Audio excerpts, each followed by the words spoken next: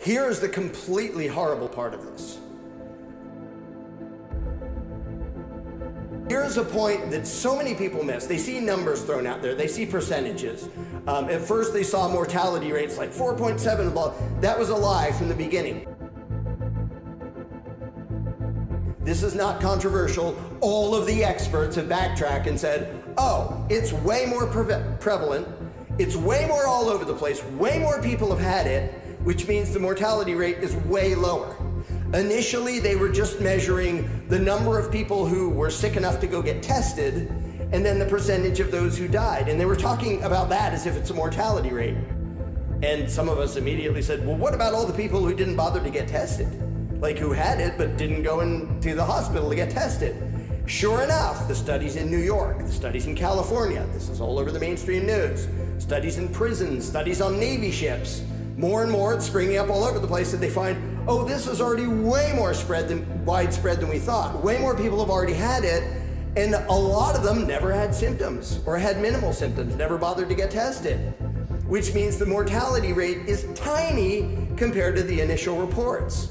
But what I'm about to say doesn't even depend on what the mortality rate says, and it doesn't depend on taking anybody's word for it. This is based on what the experts are saying about the whole reason for social distancing, which was to lower that curve. Now, if you were under the impression that when they throw out a percentage, it means like if 1% or 0.1% or whatever it is, if they say 1% mortality rate, if you think that means that you can flip a coin and if it comes up 1 in 100, oh no, I'm gonna die. That's not how it works. That's not how statistics works. That's not how disease works. That's not how they ever work. And the media has reported over and over again in Italy, in Spain, in the US, all over the place, the vast majority of deaths caused by COVID-19 are in patients with compromised immune systems. If you are young and healthy, your chance of dying of this thing is statistically just about 0. And the media loves to fish around to try to find a story here and there. Well, here's a young person who died of it. And they've, fished so hard that they were dishonest and had to retract some of them. For whatever reason, COVID-19 is very, very nice to infants and children compared to even the common flu. Way more children and infants die of the flu every year than this. I don't know why. I don't know what the mechanism is that's different, but COVID-19, statistically speaking, is not a significant threat to children and babies, thankfully. Lots of things are, but not this. Now, if you can say, well, over here, there's one story. If you find one person in 328 million who died of something, is that sad? Yeah. Is that a bummer? Yeah. Is that statistically something that everybody else should be scared of? No, that's ridiculous. There are literally 20 other things that are way more likely to be a threat to your child or your baby or yourself if you're in your 20s, 30s, 40s. All of this is in the media, but most people just look at the death numbers and they go, it's gonna kill us. But back to the point, here is the main point I want to sink in, because this has been right in your face for days and almost nobody has noticed, apparently. None of the people out there I see wearing masks and standing 6 feet apart and doing all this. At no point did the government ever claim that standing 6 feet apart and wearing masks and staying home and shutting down businesses would reduce the number of people who get this disease. I'm gonna repeat that. Please pay attention. This is important.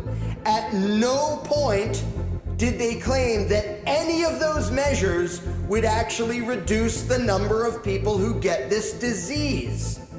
And they're right. It won't. You've heard flattening the curve, and no doubt you've seen that picture of an arch that goes like this and an arch that goes like that. The area under the two arches is the same. That means they are expecting the same number of people to get this. All of those measures were designed only to slow down the rate of spread of the disease, not to actually limit the spread and how many people get it. When you see signs out there that said, help stop the spread of COVID-19, that is a lie. And every one of the experts has explained over and over again, the point here is not to stop the spread of this. That is impossible. It's way too late. It's utterly impossible. All of these measures from their own mouths, all of these measures were intended only to slow down the spread of it with the goal of not overwhelming hospitals. That was it. If you think you're wearing a mask so you don't get it, that was never why they said to wear a mask. After they said not to wear a mask, because they were all saying that first. None of this, standing 6 feet apart, staying home, none of that was going to keep you from getting it. Ever. They never claimed it was. They never pretended it was. It was just to delay you or a whole bunch of people getting it. They've been open about that the whole time, and almost everybody's apparently missed it. Down all over the place.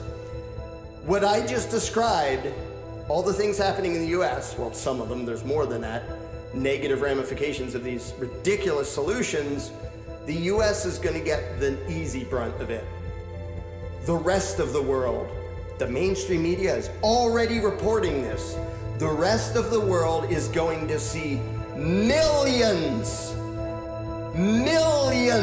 of people starving to death from the solutions. And the idiotic media is saying, oh, COVID-19 is going to cause this famine. No, it's not. Government shutdowns destroying the economy are going to cause millions of people to die. It isn't this stupid virus. You look in India, they're not even up to 1,000 deaths in a population of 1 point whatever billion people. But the shutdowns are destroying the economy. And there's a bunch of people over there saying, we're going to be starved. We're literally going to be starved. There's people starving in India on a daily basis anyway. So all those bad, effects that I was just talking about in the US, that's going to be easy. That's going to be gentle.